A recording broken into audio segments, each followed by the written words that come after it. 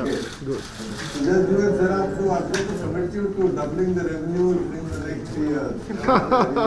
Yes. Yeah. Yeah. We're all for it.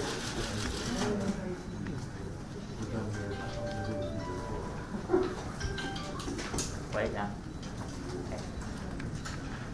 刚刚联网有录到，大家有录到吗？联网大家有录到。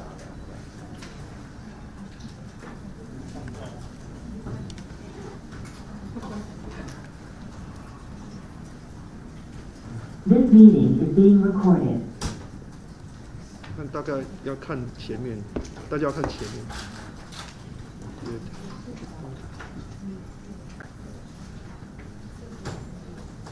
所以各位媒体朋友，我们等一下一开始的视讯的时候是在前面的那个画面边。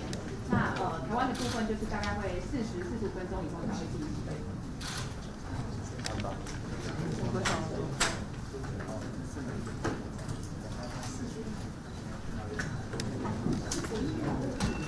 这人帮我考，再来了吗？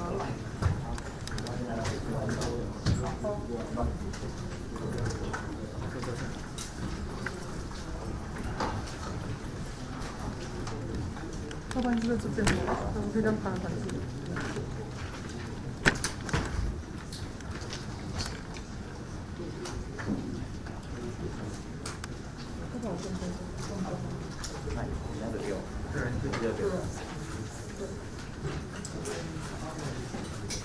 他10点多再连线了，你想动就动。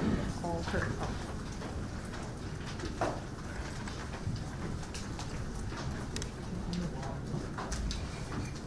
Good morning, everyone, and thank you for joining us at today's press conference on DBS's acquisition of Citi's consumer banking business in Taiwan. This morning, I am joined in Singapore by Piyush Gupta, CEO of DBS, Chung Sok Hui, CFO, and Sanjoy Sen, Head of Consumer Franchise and Distribution, Consumer Banking and Wealth Management. And in Taiwan, we have Lin Chuan, General Manager, DBS Taiwan, as well as Sarah Sun, Head of Consumer Banking Group, DBS Taiwan. First, Piyush will take us through a presentation on the acquisition, and thereafter we will open the time for questions. Without further ado, Piyush, please. Thank you. And again, thank you all for joining us. To put some more color and detail about our announced acquisition of Citi's consumer business and franchise in Taiwan. As I mentioned, I'm going to take you through some of the highlights, what the transaction terms are, as well as some of our thinking on why this is a great deal for DBS, as well as for Citibank employees and customers as we go forward. And then we will throw it open to some Q&A. So if I can just dive into the first slide. Yeah. So just a quick overview of what we announced this morning. Citi Taiwan's consumer business is about a 20 billion Sing dollar asset book, of which about 11 billion and change is the loan book. 2/3 of that is mortgages, the rest is cards and unsecured. So it's a really good, solid asset book. And it has at the same time another $9 billion in investment AUMs, making it substantially large. We put those together, we call it effectively $20 billion of an earning asset base. It has $15 billion in deposits, and that's very solid. It's a great deposit franchise. 70% of those deposits are CASA, which, as I will point out later, is again very meaningful. There are 45 branches and 2.7 million credit card and unsecured loan accounts, 500,000 deposit and wealth accounts. There's obviously some overlap between those two data points. We are going to take all of this over, and we're also going to take over the 3,500 Citi Taiwan consumer employees. So all of them, we think we have a role for all of them in this transaction. The purchase consideration, quick impact, we're going to pay a premium of $950 odd million. Now this will change a little bit depending finally on what the net asset value calculations are at the end of the transaction, but that's pretty much order of magnitude correct.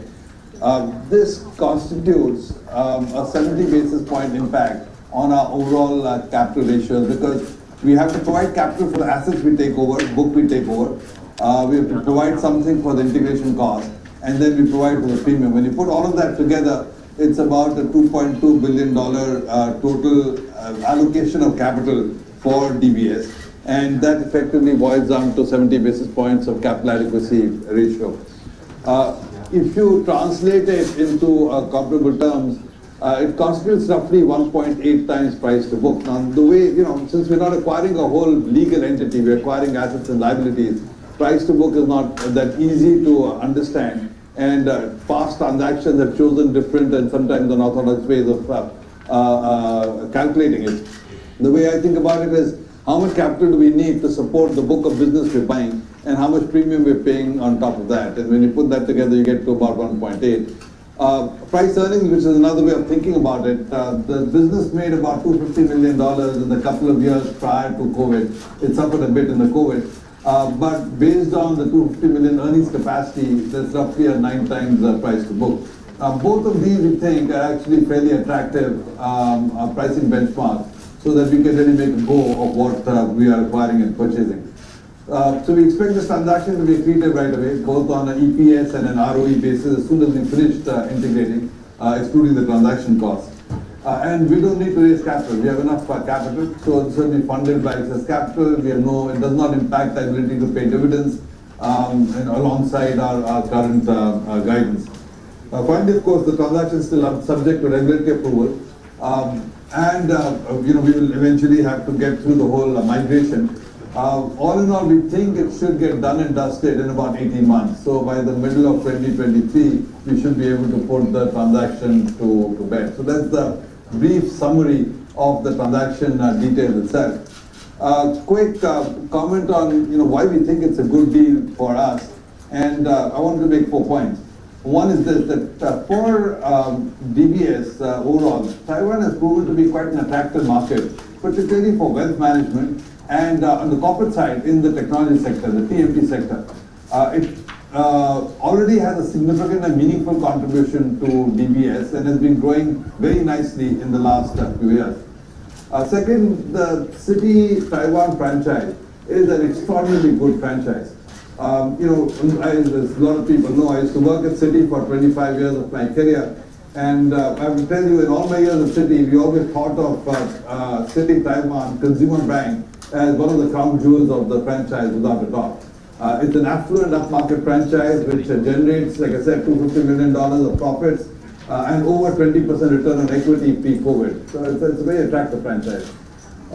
Third, from our standpoint, it accelerates our overall Taiwan strategy very meaningfully. It catapults us to being not only the largest foreign bank, but now one of the leading banks in the country.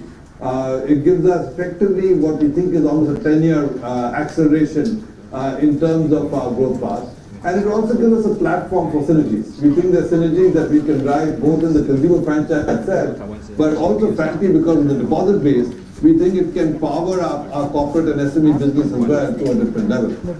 And like I said, finally, from a shareholder perspective, it will be accretive. Our capital position remains strong, we can absorb it, and it's going to be accretive to both earnings and EPS. So quick deeper dive on each of these. If you look at the Taiwan sector, the reason I put this slide up is a lot of people think that Taiwan is a hard market and not a great banking market. And by and large, if you look at the aggregates, there is some truth in that. However, the Taiwan market is also a market where some sectors are exceptionally good. It has, of the core markets in which we operate, ex-China obviously large, it has the largest number of wealthy people, over 500,000 high net worth individuals in Taiwan, much larger than the number in Hong Kong or Singapore as an example. Certainly, like I said, on the tech sector, it's been great. The last 2 years have been very beneficial for Taiwan's technology sector and technology industry on the corporate side. Because there are some segments in the market which are quite attractive, we have been able to leverage that quite well over the last decade. So if you look at the slide, it shows you that our profit before tax in 2020 had grown about 10-11 times over the decade. $140 million, a decent size contribution. And this was really underpinned by growth in our wealth business. Assets under management went up 4.5 times. Our lending book went up 6 times. Of that, the amber colored portion is the corporate book, and 2/3 of the corporate book is in TMT, but that's gone up very nicely. And our deposit base went up 5 times in this period. And therefore, the point of this is to say it's a meaningful franchise to us, it's a core market to us. We've been able to make a good go of it in the last 2 years. And therefore, we think the market conditions are suitable for us to be able to continue to leverage as we go forward. The next slide is really the Citi franchise. I call it a price franchise for a reason. If you look at the data point, Citi has been the number one foreign bank in terms of AUM, so 9 billion in AUM. Is the number one foreign credit card issuer. The activation rates and the spend rates for the credit card are at the highest end of the market. They have a high quality customer base, and I'll just point that out to you in the smart chart on the right in a minute. And they were a top management team, and they were a very productive workforce. So this is a very high quality franchise. The profitability of the franchise was extremely good. So the three bar charts show you the pre-COVID, it was doing 259, 238, circa about 250 million bucks. The franchise, like every other large bank around the region, has seen the impact of COVID in the last 2 years. So the earnings came off and the return on equity came off. 2/3 of that drop is really to do with interest rate collapse. So when interest rates came down to zero, the earnings on the wealth business and the deposit base disappeared. But frankly, given the outlook on rates that we have today, this is something that's going to come rolling right back. And frankly, I would be surprised if this turns around even in the course of this calendar year, certainly into 2023. The other shortfall in the last 2 years was on the credit card business and the loan book. The credit card business, like everybody else, suffered from the shutting down of the economy and the big drop in credit card spend, revolve rate, and therefore that's reflected in these numbers. Again, as we're seeing around the world, as the economies are opening up, card spend is coming right back. We saw the numbers from Amex, Visa, and MasterCard in the last week. As card spend comes back, I fully expect this shortfall to be rapidly made up as well. And therefore, to me, the core franchise of about $250 million and 20% ROE is actually pretty much intact. If you look at the three charts on the right, those charts are there really to give you a sense for the quality of the customer base and the quality of the franchise. If you look at the credit cards, this obviously helps us scale from 500,000 cards to about 3 million exchange cards. But the important thing is the average spend of the Citi credit card customer base is about 20% higher than DBS. And DBS is already top quartile. Our customer spend is very good, but Citi is even better. So that shows the quality of their customer profile. You can see that too in the right, in the affluent and high net worth customer base. Now the affluent customer base will let us double our base from 75, will go up to about 140. And the high net worth customer base, the private client base, will go up from about 1,500 to about 5,000-6,000. But again, what's more interesting is the stuff in the dotted line at the bottom. If you look at the total relationship balances that the Citi customers have, in the affluent space, the relationship balances are 50% higher than DBS's balances. And if you look at the high net worth space, the balances are 120% higher, $2.5 million per customer, 120% higher than DBS's balances.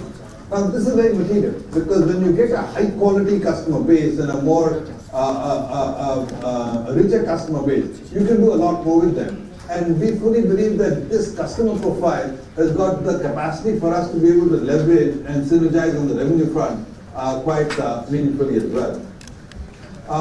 So the third point is this, that if you look at what the aggregate of DBS and Citi's consumer business does, we become a really meaningful player in Taiwan by many dimensions. If you look at our total cards and unsecured ENR, that gets up to about $5 billion of earnings and receivables. That's a sizable book.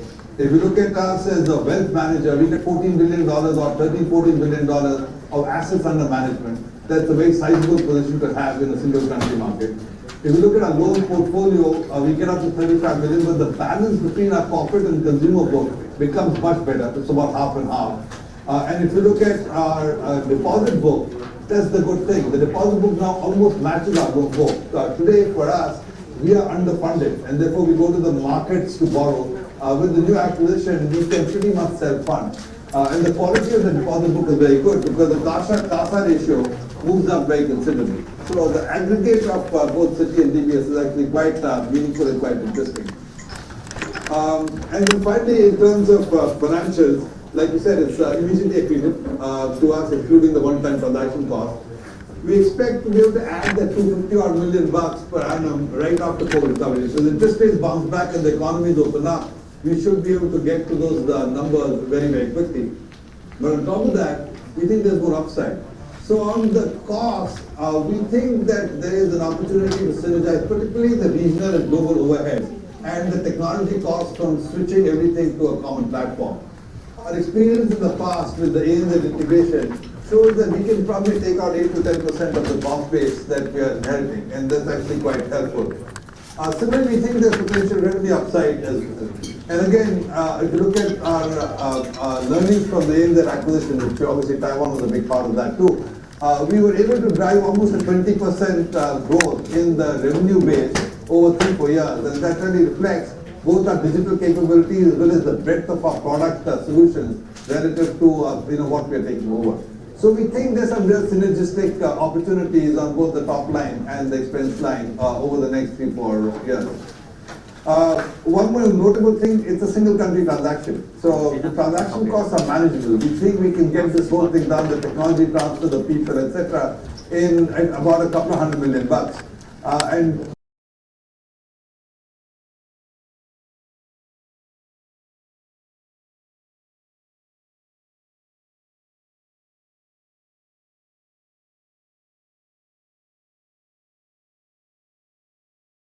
为什么呢？因为这个它的财富管理这块业务，我们觉得是可以大力发展啊。台湾的有钱人真的是很多啊。第二呢，就是台湾的科技业这个发展也非常的这个先进啊，也非常突出。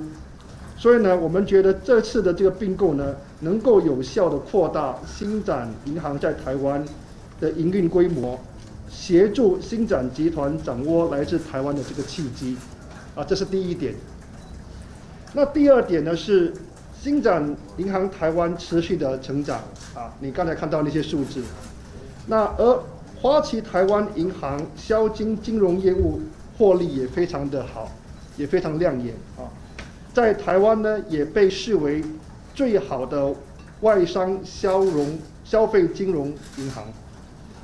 在疫情爆发的前2年呢，花旗台湾银行消费金融业务每年平均的净利达50多亿台币，股东权益报酬率呢超过20%。所以呢，此次的并购呢，将整合2个优秀的消费金融业务呢，让星展获得优质的客户族群、一流的经营管理团队和高绩效的员工。这是第二点。第3点呢，就是呢，因为这次的并购呢，星展银行在台湾的成长呢，将至少能够加速10年。也就是说呢，如果我们是以自己的步伐来成长的话呢，我们要等10年后才有这样的规模，所以它能够加速我们的这个成长，超过10年，成为台湾最大的外商银行。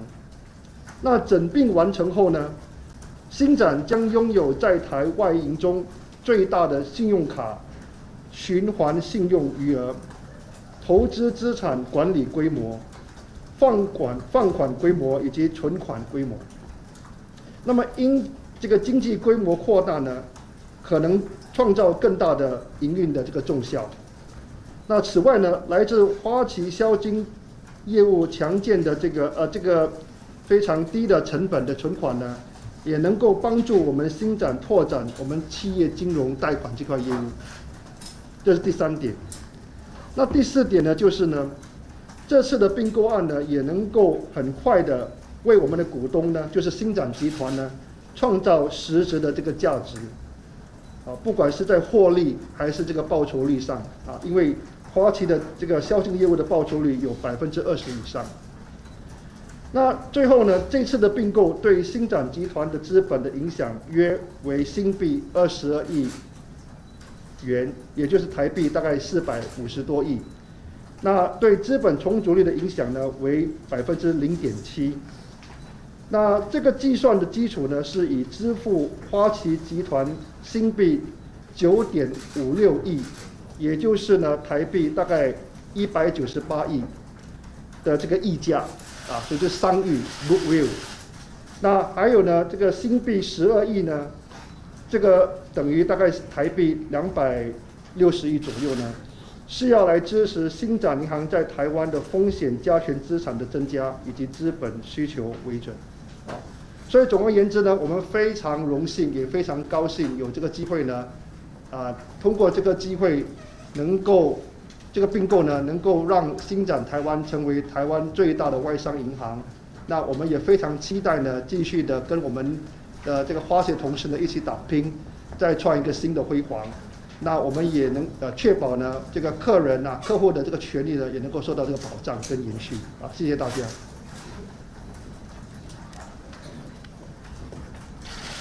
那现在就是开放在场的媒体问问题，请问一下，要问问题的媒体可以先举手，然后告诉你是哪一个媒体，然后就可以开始发问。总经理，我是经济日报记者，我想请教一个员工最关心的，我们新闻稿有写，我们计划继续任用3500名员工，那我们的继续任用有一个期限吗？比如说市场都说至少保证任用3年，这个讲法是对的吗？这个讲法是对的，这个讲法是3年。对。那它的意涵是说，这个3年里面薪资水准不动，然后不管什么样情况之下不会裁员，是这个概念吗？他的这个薪资会照他原本他已经在花旗所受到的，完全没有改变。对，就是他目前在花旗所受到的待遇呢，他完全就是会搬到星展来，就没有改变。